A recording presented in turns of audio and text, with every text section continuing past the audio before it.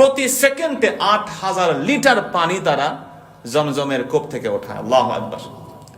1 মিনিটে প্রায় ৫০০,০০০ মানে ৫ লক্ষ লিটার 1 মিনিটে জমজম থেকে পানি পাম্প করে ওঠায়। আল্লাহু আকবার।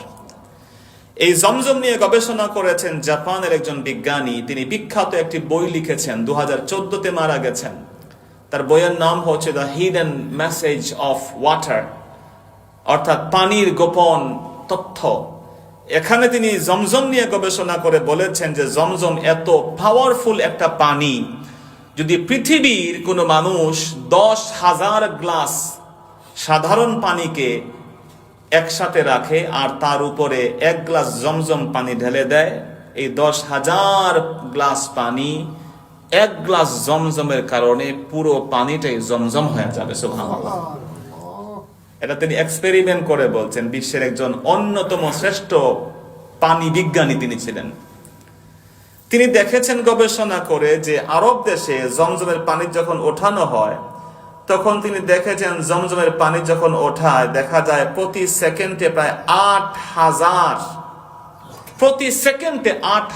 লিটার পানি তারা জমজমের কূপ থেকে ওঠায়। আল্লাহু আকবার।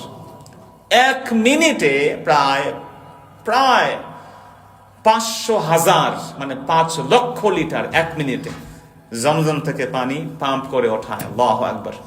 1 ঘন্টায় কত হয়, 1 দিনে কত লিটার, কত মিলিয়ন লিটার হয় আপনি গবেষণা করেন। আর যখন মাত্র 11 মিনিটের জন্য যখন সেটা রেখে দেওয়া হয়, পাম্পটাকে যখন বন্ধ করা হয় সারাদিন পানি ওঠানোর পরে, যদি মাত্র 11 মিনিট বন্ধ রাখা হয়, জমজমের কূপে আবার জান্নাতি পানি দিয়ে ভরপুর হয়ে যায়। এটা আল্লাহর নিদর্শন। এই 1-2টা নিদর্শন দেখেই তো মানুষ বুঝতে পারে যে আল্লাহ সুবহানাহু ওয়া তাআলা কত বিশাল নিয়ামত রেখেছেন।